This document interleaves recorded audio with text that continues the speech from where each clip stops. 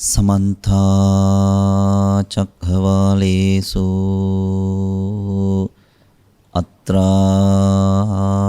गच्छन्तु देवता सद्धम्मं मुनिराजस्य सुनन्तु सग्गमुखदं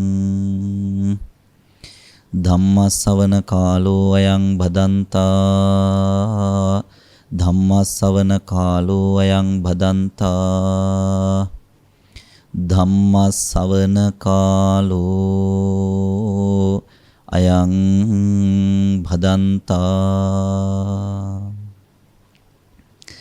නමෝ තස්ස භගවතු අරහතෝ සම්මා සම්බුද්දස්ස නමෝ තස්ස භගවතු අරහතෝ සම්මා සම්බුද්දස්ස නමෝ තස්ස භගවතු අරහතෝ සම්මා සම්බුද්දස්ස සබ්බ පාපස්ස අකරණං කුසලස්ස උපසම්පදා සචිත්ත පරියෝදපනං ඒතං බුද්ධානු ශාසනං තීති.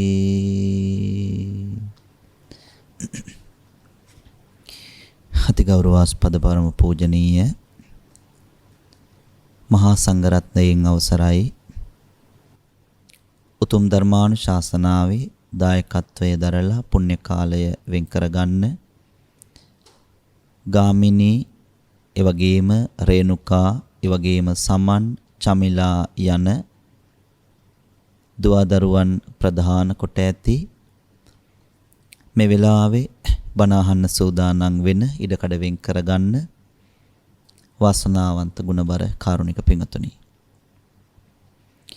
ආරාධනා සිද්ධ කරලා තියෙනවා උපන් අකුසල් ප්‍රහාණය කර ගැනීම පිණිස කරන්නට ඕන වීරය මොන වගේද ඒ පිළිබඳව මේ දේශනාව සිද්ධ කරන්නට කියලා.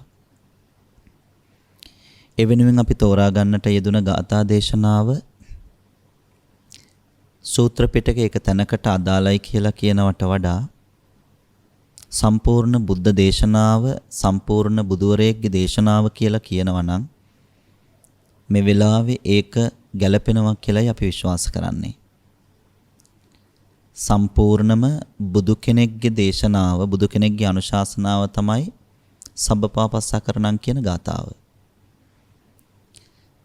එනිසා සූත්‍ර පිටකේ ගොඩාක් තැන්වල මේ ගාථාව තියෙනවා. අපිත් මේක හොල්මන් වලට බය වෙන වෙලාවේදී හිතට බයක් ඇති වෙන වෙලාවේදී මරණ බය ඇති වෙන වෙලාවේදී ඔන්න ඔය වගේ වෙලාවල් වලදී අපිත් ඕක පාවිච්චි කරනවා.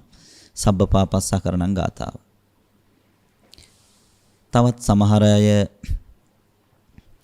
ඔය ගාථාවම භාවනාව පිණිසත් පාවිච්චි කරනවා.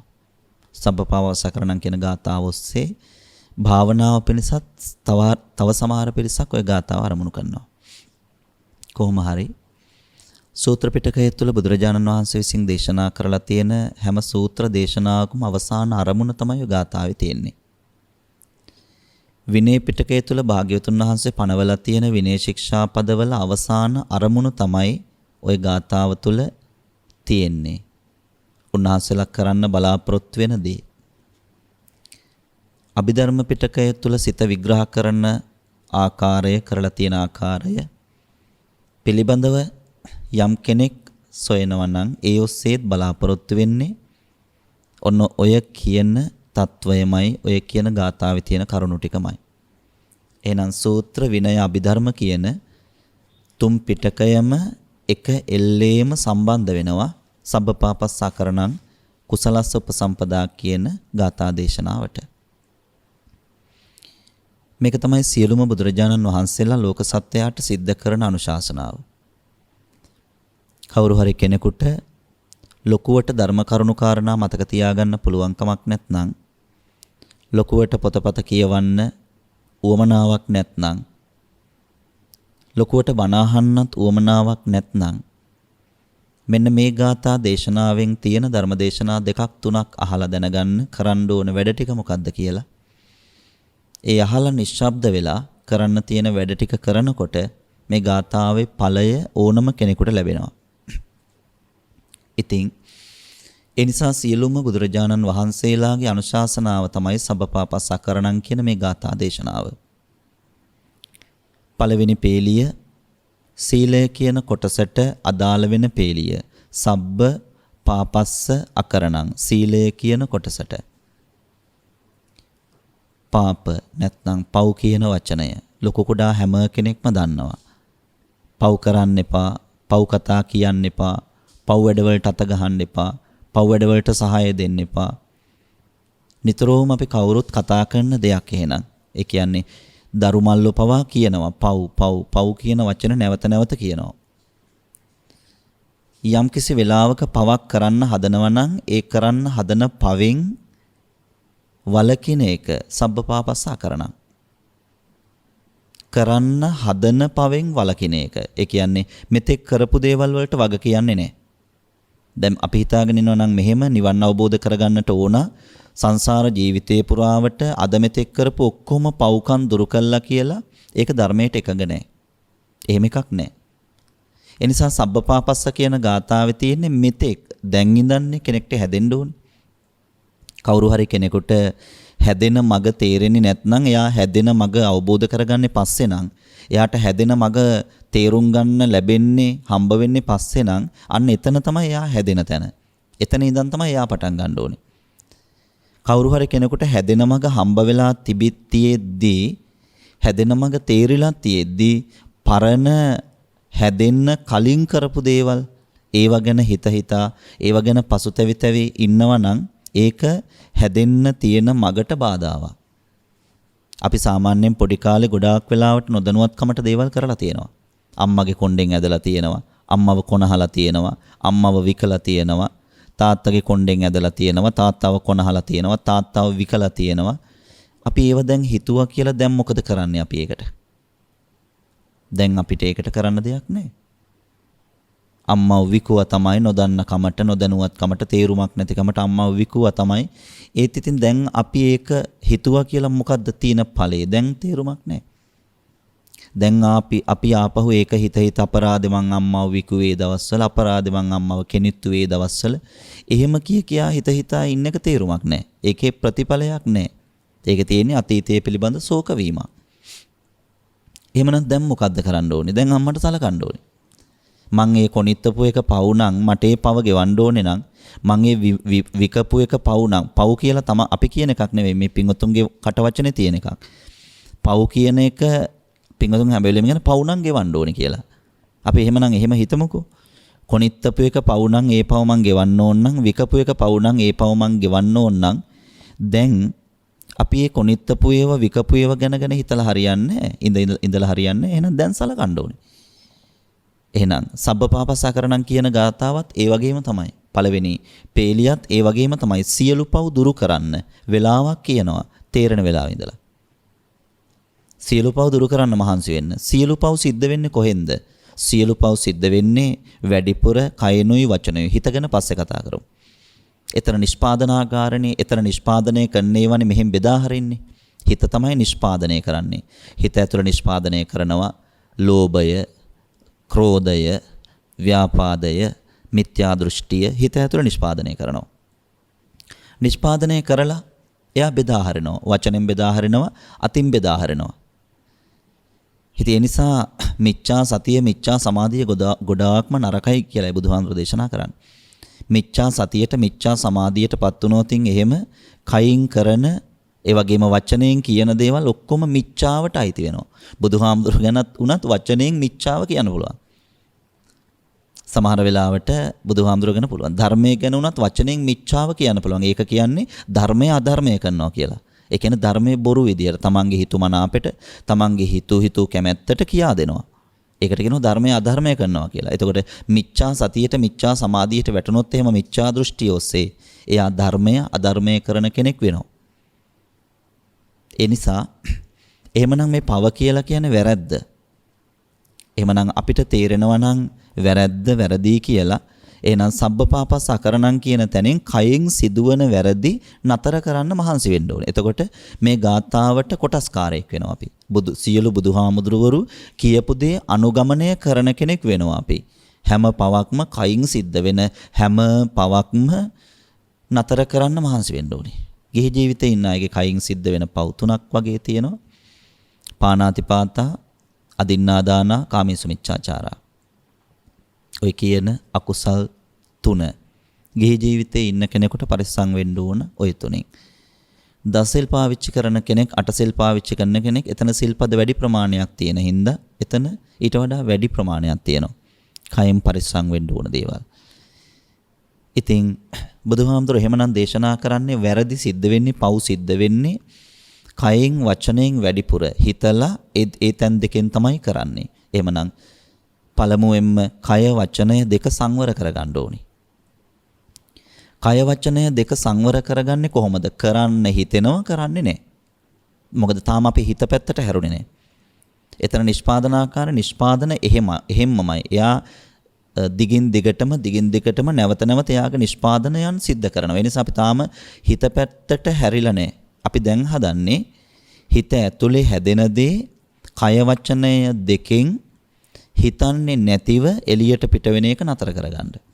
මොකද එකපාරට හිතට යන්න බෑ කෙනෙකුට. එපා කිව්වට එපා කියන වැඩේමයි කරන්නේ ගොඩාක් වෙලාවට. එපා කියලා කොයිතරම් කිව්වත් එපා කියන වැඩේම තමයි පළමුවෙන් කරන්නේ. මොකද අර එපා කියන්නේ හිතටනේ. ඒ නිසා තමයි දඬුවම් ක්‍රම තියෙන්නේ. වචනේ වළක්වන්න, අතපය වළක්වන්න දඬුවම් ක්‍රම තියෙනවා. වැරදි කරන්න හිතෙනවා, ඒ උනාට කරන්නේ නැහැ. මොකද දඬුවමට බය නිසා එහෙනම් සබ්බපාපස්ස අකරණං කියන ගාථාව තුළ තියෙන එහෙනම් දැන් ඉඳන් හැදෙන්න ඕනේ. දැන් ඉඳන් වෙනස් වෙන්නට ඕන. හිතන විදිහ වෙනස් කරන්න ඕනේ. කල්පනා කරන විදිහ වෙනස් කරන්න ඕන. ඊට පස්සේ තම නමං එදිනදා කරන කියන දේවල් වෙනස් කරන්න ඕන. ඒ වගේම තමන් දරන උත්සාහයන් වෙනද විදිහට පව්පින් හරියට තේරුම් අරගෙන ඒ උත්සාහයන් තුළ තියෙන්නේ පවකට අනුබල දීමක්ද පිනකට අනුබල දීමක්ද ඒවා බලන්න ඕන නැවත නැවත. ඒ ආරෂ්ඨාංගික මාර්ගේ ගමන් කරන කෙනෙක් බවට පත් වෙනවා. ඉතින් බුදුහාමුදුරු දේශනා කරනවා එහෙනම් දැන් ඉඳන් තමයි හැදෙන්න ඕනේ. මේ වෙලාවේ තේරෙනවා නම් මේ වෙලාවේ ඉඳලා වෙනස් වෙන්න පටන් ගන්නවා. තව සතියකින් විතර නම් තේරෙන්නේ, තාම ඕක තේරෙන්නේ නැත්නම් සතියකින් විතර ඒ තේරෙන වෙලාවට පටන් ගන්න ඕනේ. ඒත් නැවත තේරුම් කරද්දී තේරෙන්නේ වගේ ඉඳලා කාලය හමාර වුණාට පස්සේ දැන් තමයි තේරෙන්නේ කියලා හරියන්නේ නැහැ. නැවත තේරුම් කළා දෙද්දී තේරෙන්නේ නැහැ වගේ ඉඳලා කාලය ඉවර වුණාට පස්සේ, කාලය හමාර වුණාට පස්සේ හැමදේම අත්හැරලා දාලා යන්න වෙන වෙලාවට දැන් තමයි තේරෙන්නේ කියලා පසුතැවිලා වැඩක් වෙන්නේ නැහැ. අන්න ඒ හින්දා තේරුම් ගත්ත වෙලාවේ ඉඳලා සූදානම් වෙන්න ඕන කය වචනය දෙක සංවර කරගන්න. කතා බහ කරන වෙලාවට, වැඩ කටයුතු කරන වෙලාවන් වලදී, ආයතනය තුලදී, තමන්ගේ ගෙදර තුලදී, ආගන්තුක පිරිසක් එක්ක කටයුතු කරන තැන්වලදී, ගමේ පන්සලේ හාමුදුරුවෝ එක්ක තුනුරුවන් එක්ක කටයුතු කරන තැනදී මේ හැම තැනටම අදාළ වුණ විදිහක් තියෙනවා. ඒ අදාළ වුණ විදිය තමයි කරන්න ඕනේ. ඔය හැම තැනකටම අදාළ වෙන ක්‍රමයක් තියෙනවා. මලගෙදරට ගියාට පස්සේ අදාළ වෙන ක්‍රමයක් තියෙනවා. පන්සලට ගියාට පස්සේ අදාළ වෙන ක්‍රමයක් තියෙනවා. ඒ ක්‍රමයට හිටියාම හරි ඕනෑවට වඩා යන්නේ නැතිව. ඉතින් බුදුරජාණන් වහන්සේ නම් දේශනා කරනවා කය වචනය දෙක සංවර වෙන්න ඕන. සීලේහි පිහිටන්න ඕන. සබ්බපාපස්ස අකරණං සිද්ධ වෙන නොකල යුතු දේවල්, අවැඩ, අයහපත, පව ඒ සියල්ල නතර කරන්න මහන්සි වෙන්න ඕනේ. ඩිංග. ඒ මහන්සි වෙන ගමන්ම තව දෙයක් කරන්න ඕන. ඒ කියන්නේ මේ ගමනේදී එක දෙයකට විතරක් කාලය වැය කළා ප්‍රතිඵලය ලබා ගන්න බෑ. මහන්සි වෙන ගමන් මේ පැත්තෙන් තව දෙයක් කරන්න ඕනේ. පින්වතුන් දන්නවනේ මඩ කොටන මිනිස්සු එහෙම මඩ කොටන ගමන් කොටලා අදිනෝ. කොටනෝ කියලා කියන්නේ මෙහෙම ගහන එකට, කොටලා අදිනෝ කියන්නේ තව එකක්. කොටලා පෙරලනෝ කියන්නේ තව එකක්. ඉතින් මඩ කොටන මිනිස්සු කොටන ගමන්ම කොටලා පෙරලනවා. එහෙම නැති වුණොත් තේරුමක් නැහැ. කොට යනවා විතරයි. පින්වතුන් දැකලා තියෙන කොට්ටෝරුව ඒගොල්ලෝ කොට යනවා. නමුත් කුඹරට බහින මිනිස්සයා කොට ගිහිල්ලා හරියන්නේ නැහැ. කොටලා පෙරලන්න ඕනේ. ඉතින් දෙවෙනි එකේ තියෙන්නේ කොටලා පෙරලන්න. කුසලස්ස උපසම්පදා. මේ පැත්තෙන් කොටනකොට කොටලා පෙරලන්න, කොටලා අහක් කරලා දාන්න. කුසලස්ස උපසම්පදා. කුසල් වඩනවා කියලා කියන්නේ අන්න අහක් කරන්න ඕනේව අහක් කරලා දානවා, අයින් කරලා දානවා. කුසලස්ස උපසම්පදා. පළවෙනි පාඩේ තියෙන්නේ කොටන්න, නැත්නම් කොටනවා කියලා කියන නැති කරනවා කියන බිත්තරයකට කෙටුවාම බිත්තරේ නැති වෙනවා. අඹ ගෙඩියකට කෙටුවාම අඹ ගෙඩිය සවුත්තු වෙනවා. කොස් ගෙඩියට කෙටුවාම කොස් ගෙඩිය සවුත්තු වෙනවා. එතකොට ගස් ලැබු ගෙඩියකට කෙටුවට පස්සේ ඒක පාවිච්චි කරන්න බැරි වෙනවා, අයින් වෙනවා, සවුත් වෙලා යනවා. ඒ කියන්නේ පළවෙනි පෙළියෙන් කියන්නේ අයින් කරන්න ඕනේවා, දුරස් කරන්න ඕනේවා දුරස් කළා දාන්න, දුරු කළා දාන්න. කයෙන් වචනයෙන් ඒ දේවල් සිද්ධ වෙන්න දෙන්න එපා. කුසලස්ස උපසම්පදා. දැන් ඒ දේවල් සිද්ධ වෙන්න දෙන්නේ නැතිව කොටන ගමන් තව දෙයක් කරන්න. ඒ තමයි සිද්ධ වෙන්න ඕන දේ කරන්න. කොටන ගමන් තව දෙයක් කරන්න. කොටන ගමන් පෙරලනවා. ඒ කියන්නේ මේ පැත්තෙන් අහක් කරන ගමන් කරන්න ඕන දේත් අනිත් පැත්තෙන් පුරව ගන්නවා. ඒ කියන්නේ කුසලස්ස උපසම්පදා. වචනයෙන් බොරු කියන එක නතර කරනවා. කරන්න ඕන දේ සත්‍ය වචන කතා කරන එක, ප්‍රිය වචන කතා කරන එක. බොරු කියන එක නතර කරන ගමන් මේ පැත්තෙන් ප්‍රිය වචන කතා කරනවා. මේක එකවර සිද්ධ වෙන දෙයක්. කුසලස්ස උපසම්පදා. ඒ වගේම තමයි කයෙන් වැරදි කරන එක නතර කරන ගමන් ඒකට ප්‍රතිවිරුද්ධ දේ, හොඳ දේ කරනවා. බුදුන් නොවැඳ ඉන්න එක නතර කරනවා, බුදුන් වඳින්න පටන් ගන්නවා. පන්සල් නොයා ඉන්න එක නතර කරනවා, පන්සලට යන්න පටන් ගන්නවා. සීලයට ගරහමින් ඉන්න එක නතර කරනවා, තමනුත් සිල් රකින්න පටන් ගන්නවා. කුසලස්ස උපසම්පදා. ඒක තමයි කුසලයේ වඩනවා කියන්නේ. හැකියාව, ශක්තිය දියුණු කරගන්නවා, වඩනවා.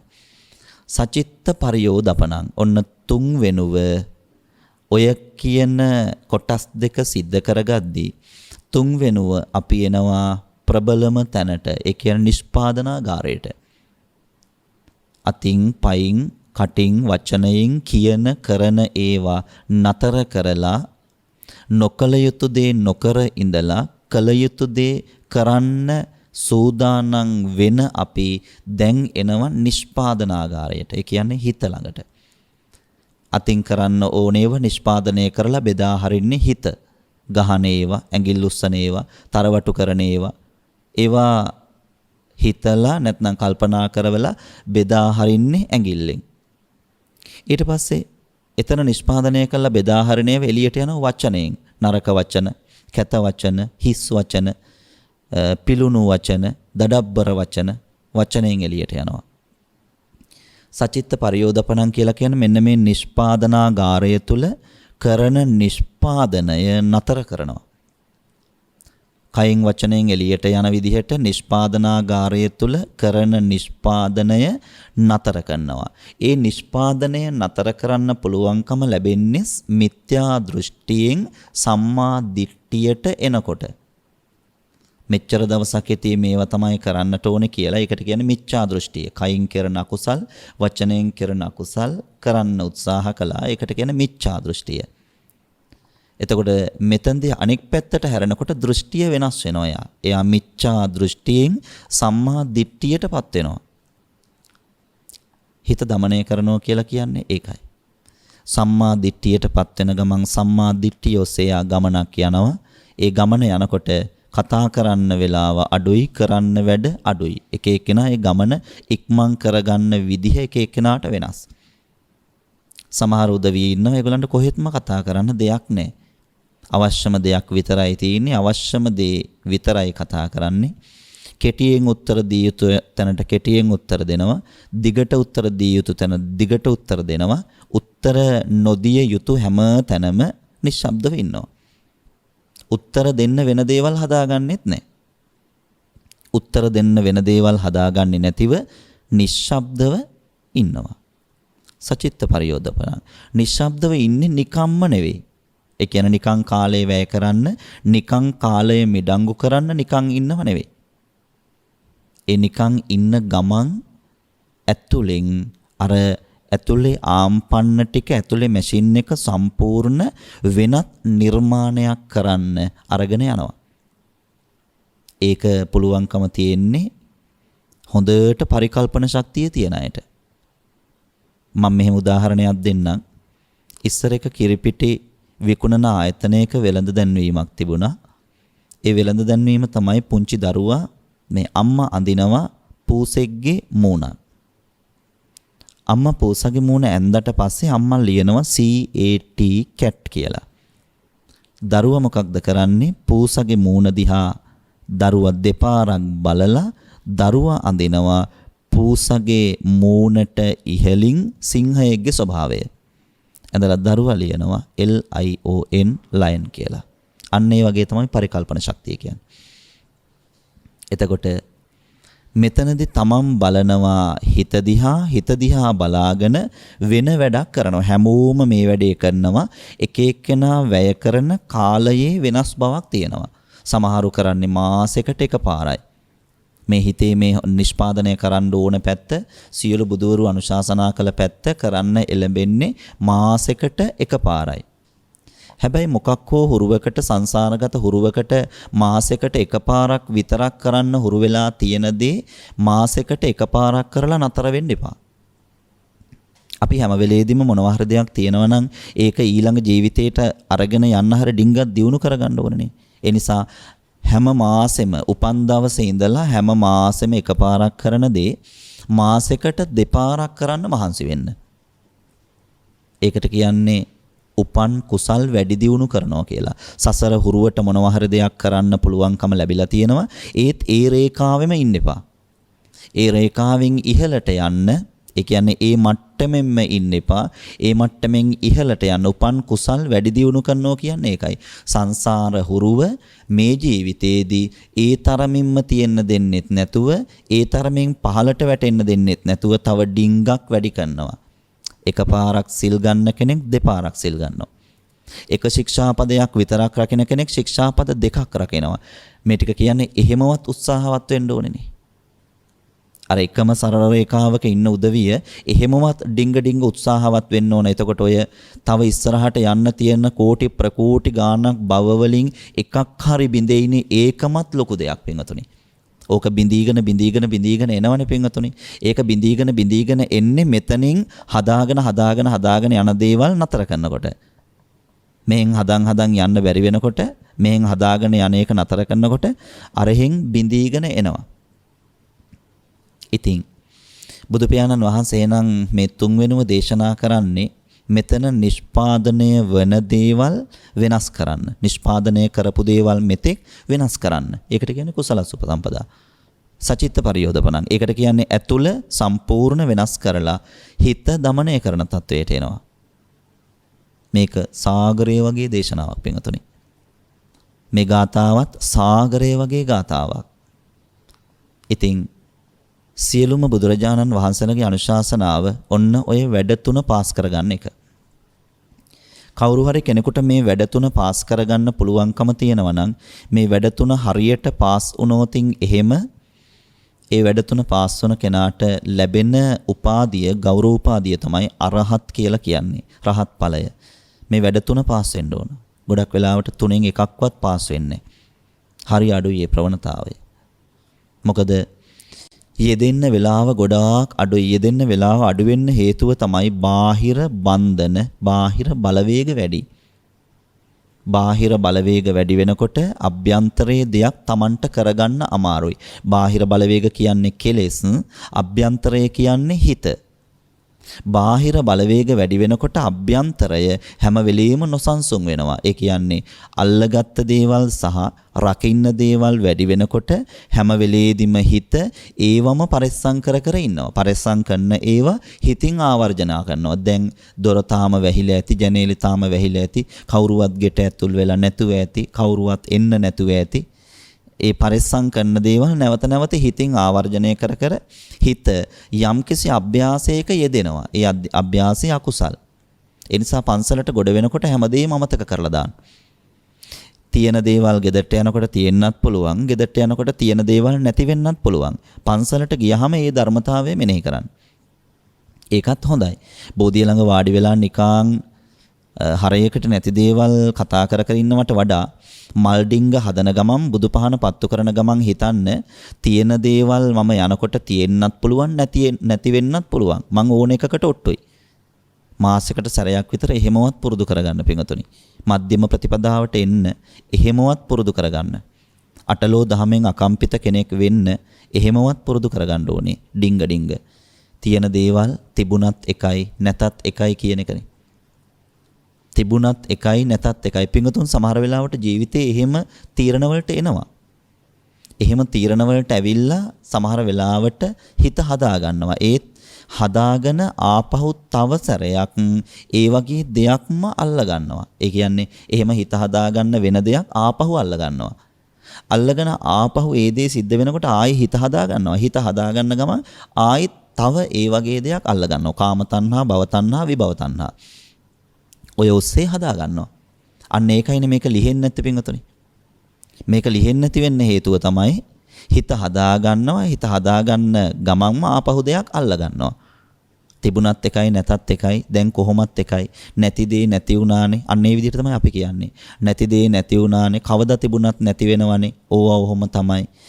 එහෙම හිතන ගමන් ආපහු ඕවා ඔහොම තමයි කියලා කියන්න වචනය යොදන්න හේතු වෙන කොයි දේත් නැති වෙනවනේ කියලා කියන්න වචනය යොදන්න හේතු වෙන දේවල් ආයි අල්ල ගන්නවා. එතකොට මෙහෙන් ලියාගෙන යනකොට ආයිත් මෙහෙන් අල්ලගෙන එනවා. ඉවරයක් වෙන්නේ නැහැ. ඕකට තමයි සංසාරය කියන්නේ. ඕක සංසාරය.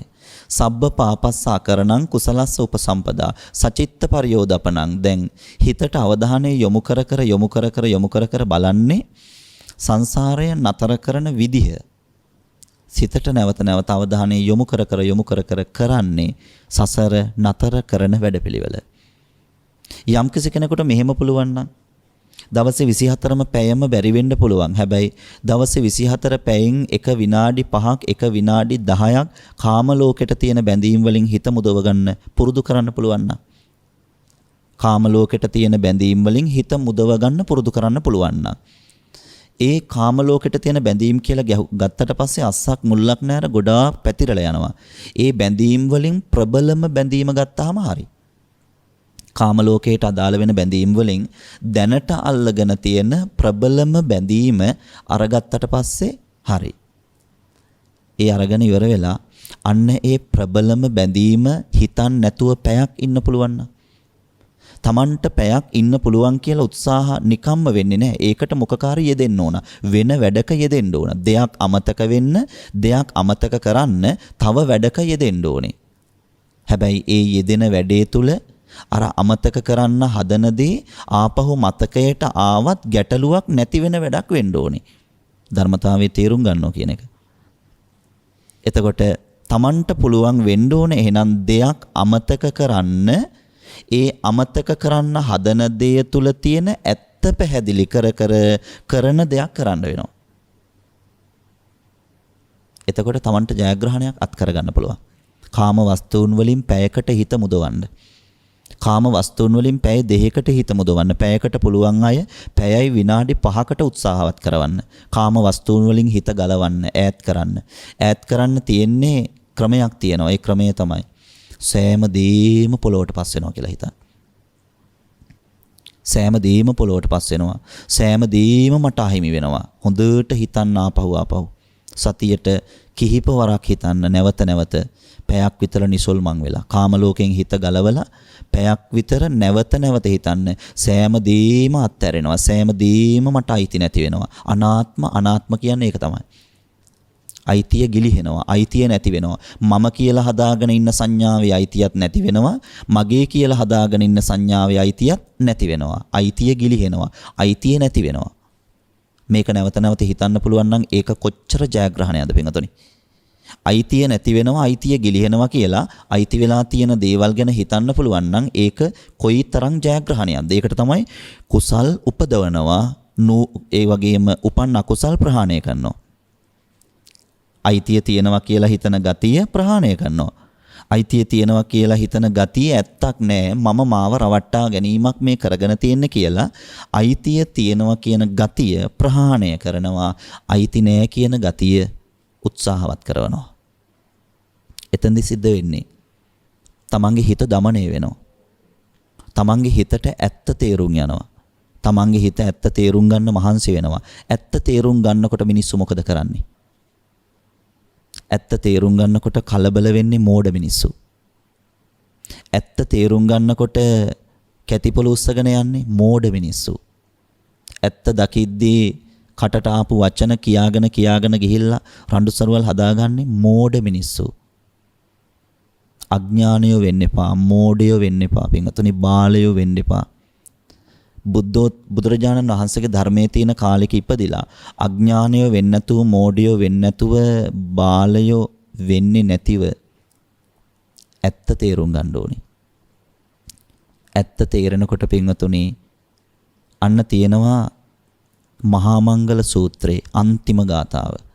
පුට්ටස්ස ලෝක ධම්මේහි චිත්තං යස්ස නකම්පති.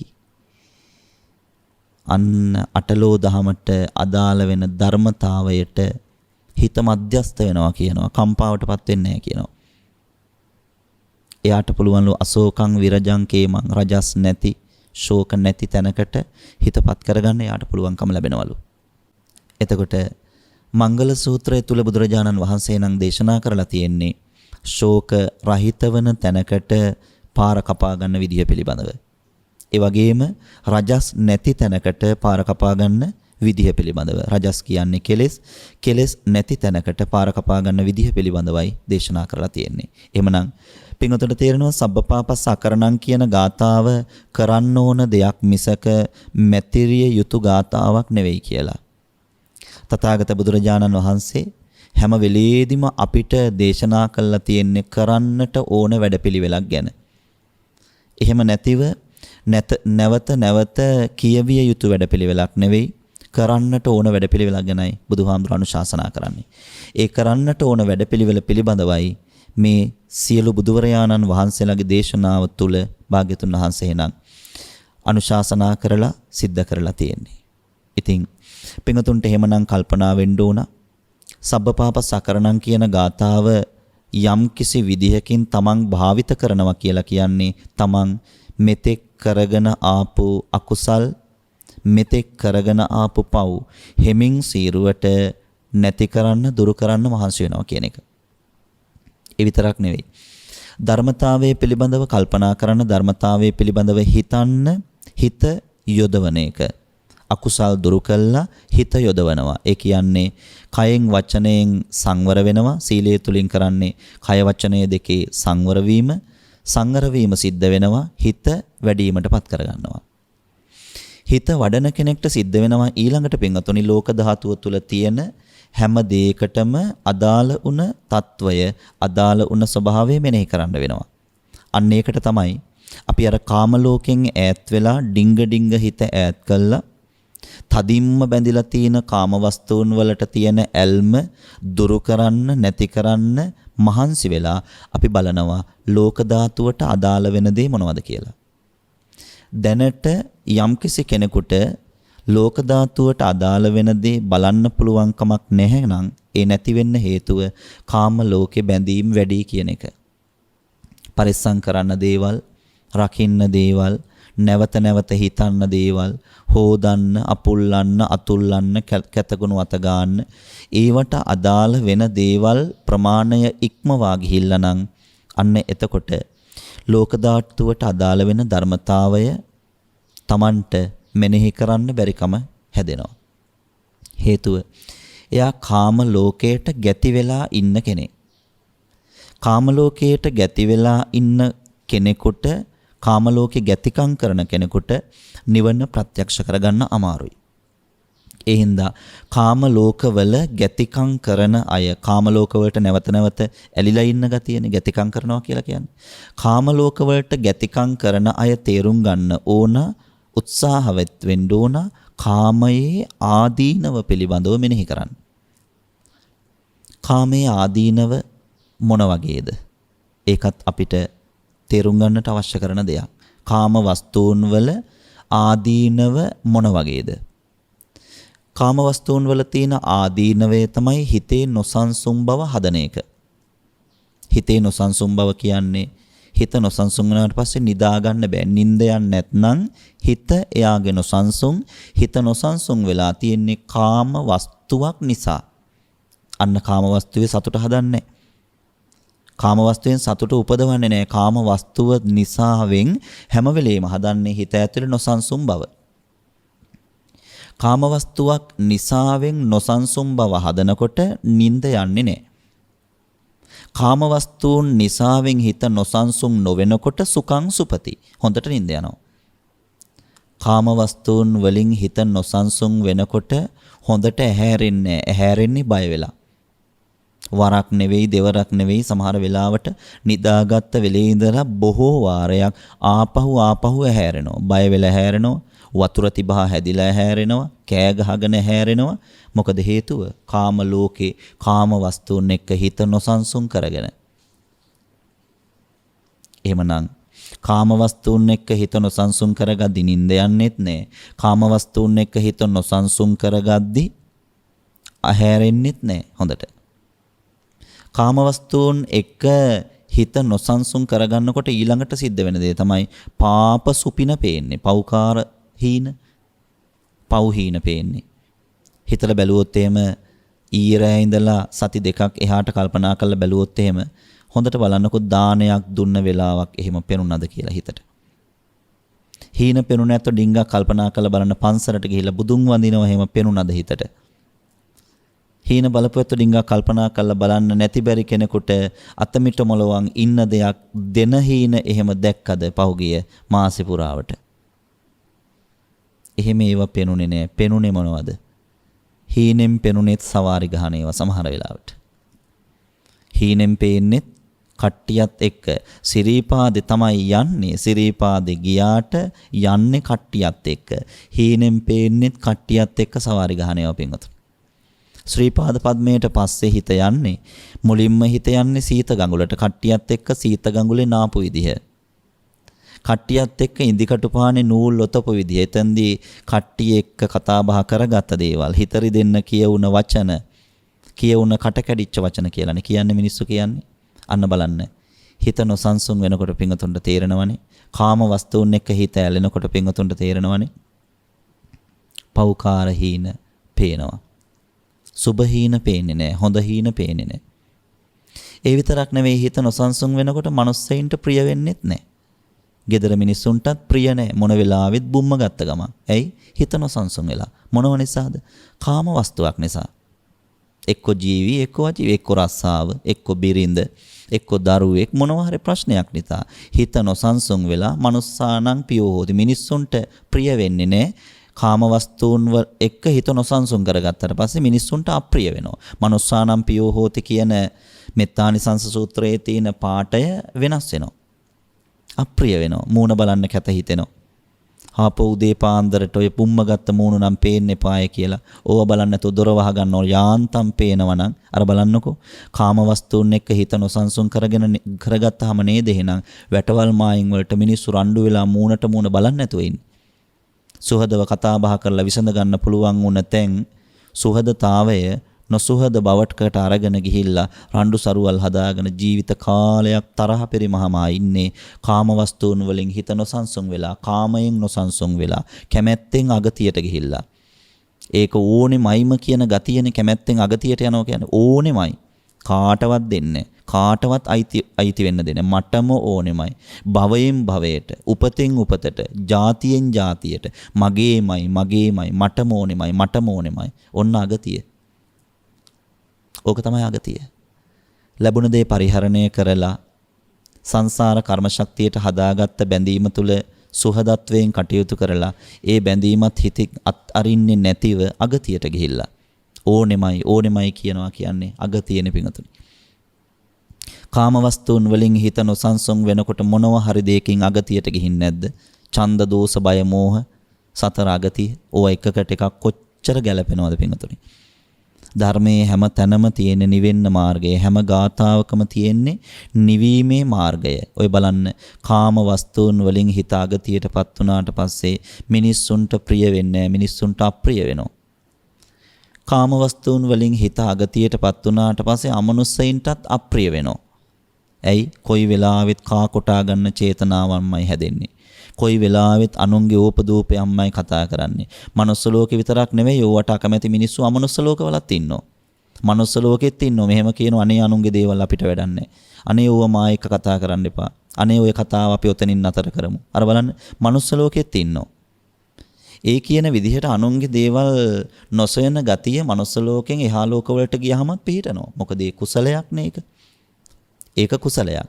එතකොට ඒ අමනුස්ස ලෝකවල ඉන්න අය, මිනිස්සු නොවන ලෝකවල ඉන්න අය අමනුස්ස කියලා කියපු ගමම්ම මේ පෙරේතයෝයි භූතයෝයි නෙවෙයි. මනුස්ස නොවන උදවිය අමනුස්ස. යක්ෂයොත් අමනුස්සයෝ. දෙවියොත් අමනුස්සයෝ. භූතයොත් අමනුස්සයෝ. ඉතින් අමනුස්ස ලෝකවල ඉන්න අයට ප්‍රිය උපදවන්නේ නිතර නිතර කාකොටා ගන්න චේතනා හැදෙනකොට, නිතර නිතර රණ්ඩු සරුවල් කර ගන්න චේතනා හදනකොට, නිතර නිතර බුම්මගෙනම එහාට මෙහාට යනකොට, ඒ කාමරේ ඉන්න කෙනා මේ කාමරේ ඉන්න කෙනත් එක්ක කතා කරන්නේ නැතිකොට, ඒ වැටේ ඉන්න කෙනා මේ වැටේ ඉන්න කෙනත් එක්ක කතා කරන්නේ නැතිකොට අමනුස්සයන්ට කොහොමද පිංගුතුනි ප්‍රිය වෙන්නේ?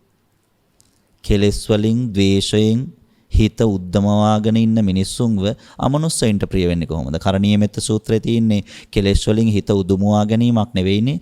කෙලෙස් වලින් හිත නිවාරණය කිරීමක්නේ කරණීය මෙත්ත සූත්‍රයේ තියෙන්නේ. ඉතින් අමනුස්සයින්ට ප්‍රිය වුණා කරණීය සූත්‍රය. කරණීය සූත්‍රයේ gedara රැයලි වෙනකන් දැම්මා කියලා වැඩක් නැහැ. අමනුස්සයින්ට ප්‍රිය වෙන විදිහේ වැඩ කරන්න ඕනේ. අමනුස්සානං පියෝ හෝති. දේවතා රක්칸ති. ඒ වැඩේ හදාගන්නකොට තමයි දෙවියෝ රකින්නේ. නැත්නම් දෙවියන්ගේ ආරක්ෂාව ලැබෙන්නේ නැහැ. දෙවියන්ගේ ආරක්ෂාව ලැබෙන්නේ නැහැ. කතරගම ගිහිල්ලා පූජාව තියලා එනකොට වාහනේ හැප්පෙනවා. ඇයි? හිතේ තියෙන්නේ කාමවස්තුන් පිළිබඳ නොසන්සුන් ගතියනේ. පූජාව තිබ්බේ මොකටද? හිතේ කාමවස්තුන් වල නොසන්සුන් ගතිය තියෙනකොට හිතේ කාමවස්තුන් නිසා උපදින නොසන්සුන් ගතියෙන් පොල් ගහද්දි පාම්පත්තු කරද්දි ඒ වගේ දෙවියන්ගේ ආරක්ෂාවක් ලැබෙන්නේ නැහැ. ඉතින් දෙවියන්ට ප්‍රිය උපදන්නේ නැහැ එතකොට. එතන ගිහිල්ලා ද්වේෂයෙන්, පලිගැනීමෙන්, කේන්තියෙන්, කෝපයෙන් නිතර නිතර කටයුතු කරන්නේ. සමහර වෙලාවට අකමැත්තෙන් නිතර නිතර කටයුතු කරන්නේ. දෙවියන්ට ඉතින් මේවා පේනවා. කරන කියන වැඩ කටයුතු පේනවනේ. කරන කියන විදිහ, ඉන්න විදිහ පේනකොට ඒ ගෙයක් දොරක් වුණත් දෙවියන්ට ප්‍රිය වෙන්නේ නැහැ. එළිය මල් වටේ තිබ්බට ශ්‍රියාකාන්තාව වඩින්නේ නැහැ. ශ්‍රියාකාන්තාව නිවසට වඩින්නේ හැම වෙලේදිම විෂ්ණු හොඳ වෙනව නම් තමයි. ශ්‍රියාකාන්තාවගේ ස්වාමියානේ විෂ්ණු කියන්නේ. ශ්‍රියාකාන්තාවනේ විෂ්ණුගේ දකුණු කෝමල උරස්තලෙහි නිත්‍ය වාසස්ථානය කරනවා කියන්නේ. එහෙම කියනවනේ ජනප්‍රවාදේ. එතකොට ශ්‍රියාකාන්තාව නිකන් වඩින්නෙත් නෑ. විෂ්ණුලා නිකන් හැදෙන්නෙත් නෑ. ගෙවල් වල ශ්‍රියාකාන්තාව ඉන්න ඕනේ. ශ්‍රියාකාන්තාව ගෙවල් වල ඉන්න ගෙවල් වල විෂ්ණුලා ජීවත් වෙන්න ඕනේ. ඒ කියන්නේ කොමර උරස්තලයේ තියාගෙන ලෙන්ගතු බව, ආදරය, ස්නේහය, රැකවරණය, ප්‍රිය වචනය කතා කරන උදවිය. ඒ ගතියට නෙවෙයි කොමල උරස්තලයේ ඉන්නවා කියන්නේ ඒ ගතියට දකුණු පැත්තේ තියාගෙන ඉන්නවා කියන ගතිය නෙමෙයි. දකුණු පැත්තේ තියාගෙන ඉන්නේ හැම වෙලෙම හොඳ දේවල්. දකුණු පැත්ත කියලා කියන්නේ හොඳ දේවල් කරන අතනේ පිරිත් නූලක් බැන්දත් බදින්නේ දකුණු අතේනේ. මුල් ගලක් තිබ්බත් තියන්නේ දකුණු අතනේ මුල් කරන්නේ. කකුලක් තිබ්බත් ගෙදරකට මුල් කරන්නේ දකුණු කකුලනේ. දකුණ කියලා කියන්නේ එහෙනම් හොඳ දේවල්. දෙවියෝ ආරක්ෂා කරන්නේ හොඳ දේවල් කරනවා නම් විතරයි පින්වතුනි. ඒ නිසා කතරගම ගිහිල්ලා පූජා වට්ටිය තියලා එද්දි වාහනේ හැප්පුණා කියලා කතරගම දෙවියන්ට ආඩපාලි කියලා තේරුමක් නැහැ. තේරුමක් නැහැ. ඒව නිකන් මිත්‍යා දෘෂ්ටිය කියන්නේ ඒව තමයි පූජාව තියලා ආපු එකට වඩා අර ආඩපාලි කියන ඒවා ඒකත් මිත්‍යා දෘෂ්ටියම තමයි. ඒකත් මිත්‍යා දෘෂ්ටිය. මිත්‍යා දෘෂ්ටිය ගලවන්න ආඩපාලි කියලා බෑ. මිත්‍යා දෘෂ්ටිය ගලවන්න ඕන හිමිහිට හරි දේ අවබෝධ කරවමින්. හරි දේ අවබෝධ කරවනකොට මිත්‍යා දෘෂ්ටිය පස්සේ යන්නේ නැහැ. මිනිස්සුන්ගේ ජීවිත මිත්‍යා දෘෂ්ටිය පස්සේ යන්නේ මිනිස්සුන්ගේ හිත කාමවස්තුන් වලින් නොසන්සුන් වෙනවා. ඒවෙන් නොසන්සුන් වෙනකොට ඒවට පිහිට ඒවට ආරක්ෂාව තුනුරුවන්ගේ මදි කියලා හිතෙනවා. මොකද අර වගේ තියෙන හයිය වැඩිනේ, ඒ වගේ තියෙන බරපතලකම වැඩිනේ. ඉතින් හිතනවා මේ තුනුරුවන්ට බෑ මේකට රැකවරණය දෙන්න. ඒ නිසා ඒගොල්ලෝ තුනුරුවන්ගෙනුත් රැකවරණය ඉල්ලන්නේ ඒව පරිස්සම් කරන්න. ඒකත් මිත්‍යාව. ඒකත් මිත්‍යාව. තුනුරුවන්ට කියනවා අත ආරක්ෂා කරන්න, කකුල හොඳ කරන්න, බඩේ අමාරුව හොඳ කරන්න, ඇඟේ අමාරුව හොඳ කරන්න, හිතේ හොඳ කරන්න කියලා කියන හොඳ කරන්න බෑ. හොඳ කරගන්න ඕනේ තමන්. එතකොට ඒකත් මිත්‍යාව පින්වතුනි. එහෙනම් කාටවත් මොකුත් පවරන්න දෙයක් නැහැ. කාමවස්තුන් වලින් හිත නිදහස් කරනකොට තමන්ට තේරෙනව නිවීම කියන්නේ මොකද්ද කියලා. ඉතින් දේවතා රක්칸ති. එතකොට ආරක්ෂා කරනවා, රකින්නවා. ඒ කියන්නේ එයාලගෙන් කරදරයක් වෙන්නේ නැහැ කියන එක. එයාලා අනෙත් අයගෙන් රකින්නවා කියන එක නෙවෙයි. මනුස්ස ලෝකේ එහා පැත්තේ ගෙදර මිනිහා පොල් ගෙඩියක් ගැහුවොත් වහලට උළු කැටයක් බිඳිනවා. ඒකට අරගොල්ලන්ට කරන්න දෙයක් නැහැ. ඒගොල්ලන්ගෙන් කරදරයක් වෙන්නේ නැහැ පින්වතුනි. ඒකට තමයි දේවතාරක්කාන්ති. දෙවියෝ ආරක්ෂා කරනවා කියන්නේ. එහෙම නැතුව මේ අතපය කැඩෙන ඒවා ආරක්ෂා කරන්න දෙවියෝ බැඳිලා නැහැ. අපේ එහෙම වගකීමක්, එහෙම බැඳීමක් ඇතුව අපි මෙහෙට ආවේ නැහැ. මිනිස්සු ගොඩාක් දේවල් වරද්දගෙන තියෙනවා. වරද්දගත්ත නිසා වැරදි දෘෂ්ටියේ ඉන්නකොට තව ලෝකයකට, තව සත්ව කොටාසයකට ද්වේෂ කරන්න වෙලා තියෙනවා. වැරදි දෘෂ්ටියක ඉන්න හින්දා. හරියට ධර්මයේ තේරුම් නොගත්ත කමනේ පින්වතුනි. හරියට ධර්මයේ තේරුම් නොගත්ත කම. එතකොට දේවතාරක්කාන්ති කියන්නේ ඒ උදවිය, ඒ වැඩවලට කැමති වෙන උදවිය, ඒ වැඩවලට ආස කරන උදවිය, ඒගොල්ලන්ගෙන් කරදරයක් වෙන්නේ අපේ දරුවෝ හොඳයි දැන්. එතකොට හීනෙන් පේන්න ඕනේ අපේ දරුවෝ දැන් අපිව මතක් කරලා දානයක් මානයක් දෙනවා. එතකොට හීනෙන් පේන්නේ ඕනේ දන්නවා වෙනවා කියලා වැඩි. ඉතින් බුදුරජාණන් වහන්සේගේ දේශනාව මොන තරම් මේ සූත්‍රات එක්ක සම්බන්ධයිද පින්වතුනි? අපි මේ විග්‍රහ කළේ සබ්බපාව සකරණං ගාථාව ඔස්සේ කාමවස්තුන් වලට හිත ඇලිලා තියෙන ගතිය නැති කරන්න කියන එකනේ අන්තිම වැඩේනේ. ඒ කියන්නේ සචිත්ත පරියෝදපණං කියන වැඩේනේ තමන්ගේ හිත පිරිසුදු කරන්න කියන වැඩේනේ. කාමවස්තුන් වලට බැඳීම තමයි කාම භව විභව කියන ওই ත්‍රිවිධ තෘෂ්ණාව. ඕව තනින් තන ගලවන්න නෙවෙයි ලැබිච්ච තැනදී ගලවලා දැම්මා නම් ඒ වගේ බැමිත් ගැලවිලා යනවා. මෙතන හරියට ගැලෙවුවා නම් ඒ වගේ බැමිත් ඉබේම ගැලවිලා යනවා. පින්වතුනි ආයිත් ඒව පස්සේ යන්නේ නේ. දැන් අපි ඕක තුන් සැරයකට කරන්න හදන හින්දා වෙලාව මදි අපිට. එක සැරේම කරගන්න පින්වතුනි, එක සැරේ කරගන්න පුළුවන් ඒවා. සැරින් සැරේට කරන්න ලෑස්ති වෙන්න එපා. එක සැරේ කරන්න පුළුවන් ඒවා. එක සැරේ කරන්න පුළුවන් ඒවා හැම වෙලෙම එකපාර ඉවර කරලා දාන්න ඕනේ. මොකටද වරින් වර ආපහු කරන්න තියාගන්න. ඒ නිසා ලැබිලා තියෙන්නේ මෙතන නම් මෙතන මහන්සි වෙන්න, මෙතන වැඩේට එළඹෙන්න, මෙතන වැඩේට එළඹෙතකොට මෙතන ලබන්න පුළුවන් උපරිම ඵලය මෙතනදී ලැබෙයි. කනගාටු වෙන්න එපා. උපරිම ඵලය ලැබෙයි. Tamanට ලැබෙන උපරිම ඵලය. කෙනාගෙන් කෙනාට වෙනස්. කෙනාගෙන් කෙනාට වෙනස්. පින්වතුන්ගේ ළඟම ඉන්න කෙනාට නිවන් සම්පත්තිය ලැබෙයි. ඒ එයාගේ උපරිම ඵලය. පින්වතුන්ට අනාගාමී ඵලය ලැබෙයි. පින්වතුන්ගේ උපරිම ඵලය. පින්වතුන්ට අනාගාමී ඵලය ලැබෙලා එයාට නිවන් සම්පත්තිය ලැබුණා කියන නිවන් සම්පත්තිය ලැබුණ කෙනා එක්ක වෛර බැඳලා වැඩක් නැහැ. හේතුව අපි හැමෝටම ලැබෙන්නේ අපි දරන මහන්සිය උපරිම ඵලය පින්වතුනි. අපි හැමෝටම ලැබෙන්නේ අපි දරන මහන්සිය උපරිම ඵලය. එහෙනම් කාම වස්තුන් වලින් හිත දුරස් කරන්න මහන්සි වෙන්න. එතකොට ඔය භව විභව තෘෂ්ණාව ගැලවිලා යනවා. දන්නේම නැතුව හේදිලා යනවා. ඒව හේදෙන්නේ කොහොමද? අරව මේව බල කියව ඉඳලා හරියන්නේ නැහැ.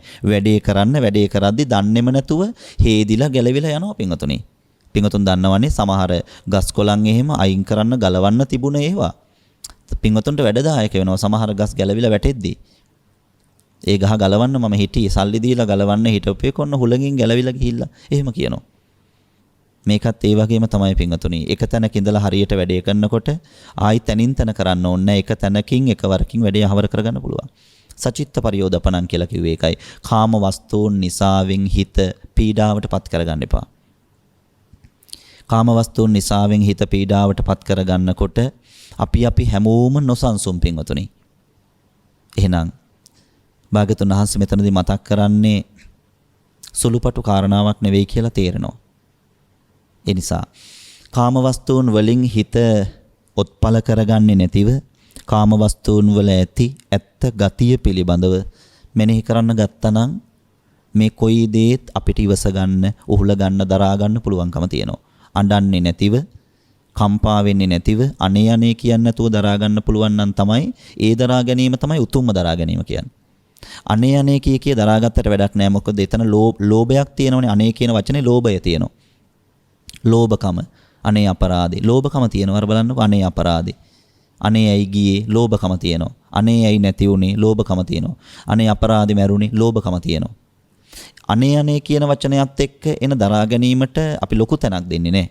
මොකද හේතුව ඒ අනේ කියන වචනයත් එක්ක හදාගන්න දරා ගැනීම ආපහු තව දෙයකට හිත බඳිනවා. ඒ නිසා මෙතෙන්දී අකම්පිත බව කියලා කියන්නේ ඔය අනේ කියන වචනයත් නැහැ. ඒකත් නැහැ. ඒකත් අයින් කරලා දාලා මධ්‍යස්ථ භාවයට හිතපත් වෙනවා. අනේ කියන්නෙත් නැතුව හිතපත් වෙනවා. එතකොට ඒකට පල්ලෙහා තව වචනයක් නැහැ මොකුත් අපිට කියා දෙන්න. ඒකට පහළ වෙන වචනයක් නැහැ.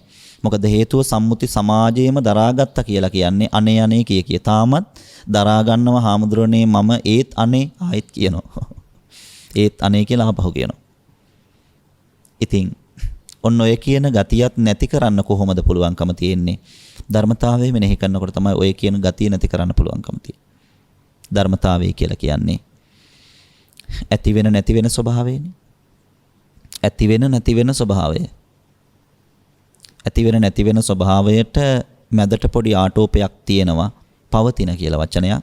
ඒ වුණාට හොඳට ධර්මතාවය ඒක වචන ඔස්සේ විශ්ලේෂණය කරගෙන බෑ. හොඳට ධර්මතාවයේ ප්‍රත්‍යක්ෂ වෙන කෙනෙකුට තේරෙනවා. ඒ භාවිතා කරන වචනය නිකන් ආටෝපයකට විතරයි කියලා. ඒකට හිත වඩන්න ඕනේ හොඳට.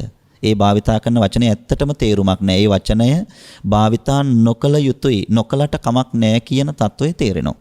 ආටෝපයට වචන පාවිච්චි කළ වැඩක් නැහැ පින්වතුනි. අවබෝධයට යන කෙනෙක් නැවත නැවත ආටෝපයට තියෙන වචන පාවිච්චි කරන්නේ. අවබෝධයට යන කෙනා ආටෝපයට තියෙන වචන ගලවලා දානවා. ගොඩාක් වෙලාවට අවබෝධයට යන මග තුල ආටෝපයට හදාගත්ත වචන වලින් මිනිස්සුන්ගේ හිත ඔද්දල් වෙලා. අවබෝධයට යන ගමනේදී ආටෝප වලින් හදාගත්ත වචන නිසා හිත ඔද්දල් වෙලා, හිත පැහැවලා පින්වතුනි. ඒක හින්දමයි ගමන පරක් වෙලා තියෙන්නේ. ඒක හින්දමයි ගමනට බාධා හැදිලා තියෙන්නේ. ඒකම තමයි ගමනට බාධා වෙලා තියෙන්නේ. ආටෝපේ තමයි බාධා වෙලා තියෙන්නේ.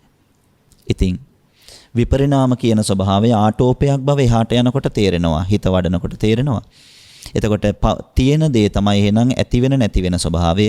ඕක ධර්මතාවයේ කොනකට කරලා බලනවා. තමන් පැත්තකට වෙලා කොනකට කරලා බලනවා ඇති වෙන නැති වෙන ස්වභාවය ගැන. කොනකට කරලා බලන ගමන් කොනේ ඉන්න තමන් ගැනත් හිතනවා. පැත්තකට වෙලා බලාගෙන ඉන්න ගමන් බලාගෙන ඉන්න තමන් කියන ගැනත් හිතනවා. තමන් කියන කෙනා ගැනත් බලන් ඉන්න ගමන් හිතනවා. අර පැත්තේ දෙයක් වෙනවා. මේ පැත්තෙත් ඒ දේම වෙනවා කියලා දෙපැත්තක් එකපාරම බැලෙන්න පටන් ගන්නවා. දෙපැත්තක් එකපාරම බැලෙන්න පටන් ගන්නවා. එතකොට පින්වතුනි අර පැත්ත ගැනත් ඇත්ත තේරෙනවා. මේ පැත්ත ගැනත් ඇත්ත තේරෙනවා. දෙපැත්තෙම ඇත්ත එකවර ප්‍රත්‍යක්ෂ වෙමින් යනවා. දෙපැත්තෙම ඇත්ත එකවර ප්‍රත්‍යක්ෂ වෙමින් යනකොට ඇති වෙන නැති වෙන ස්වභාවයන් අයිති උන හැම දෙයකටම තියෙන ඇලීම දුරු කරනවා. විරාගයටපත් වෙනවා. වීත රාග, වීත දෝෂ, වීත මෝහ. එතකොට පැත්තක ඉඳන් බලන් ඉන්නකොට කොච්චර දේවල් පේනවද පින්වතුනි? බැලුවේ නැති වුණාට පැත්තක ඉඳගෙන බලනවා කියලා කියන්නේ දෘෂ්ටිගාමී වෙන එක නෙවෙයි. මෙතන පැත්ත කියන්නේ හතරමං හන්දියක නම් හරි මැද වගේ කොන නෙවෙයි. පැත්ත කියන්නේ කොන නෙවෙයි. මෙතන හරි මැද ඉඳන් බලන් ඉන්නකොට කොයි දේත් පේනවා. ඇති වෙන දේවල් පේනවා, නැති වෙන ස්වභාවය පේනවා, දෙපැත්තම පේනවා. දෙපැත්තම පේනකොට නැවත නැවත දෙපැත්ත පේන්න දෙපැත්ත ගැන තේරුම් ගන්නවා. මොකද්ද දෙපැත්ත ගැන තේරුම් ගන්නේ? දෙපැත්ත ගැන පහළ වෙනවා එකම එක සංඥාවක්. ඒ තමයි නොඇලීමේ සංඥාව. ඇලිලා තේරුමක් නෑ නේද කියන සංඥාව.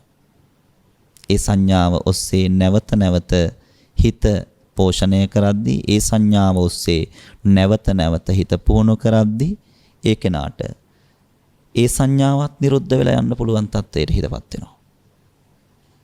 ඉතින් ඒ ස්වභාවයන් මතු කරලා පෙන්වන්න නම් තියෙන එක ආකාරයට කෙසේ හෝ සබ්බපාපස්සකරණං කුසලස්ස උපසම්පදා සචිත්ත පරියෝදපණං ඒතම් බුද්ධාන ශාසන සියලු බුදුවරුන්ගේ අනුශාසනාව එක පැත්තකටවත් නැති මැද ඉන්නවා කියන සංඥාවත් ගැලවුණ තත්වයට හිතපත් කරන්න කියන එකයි.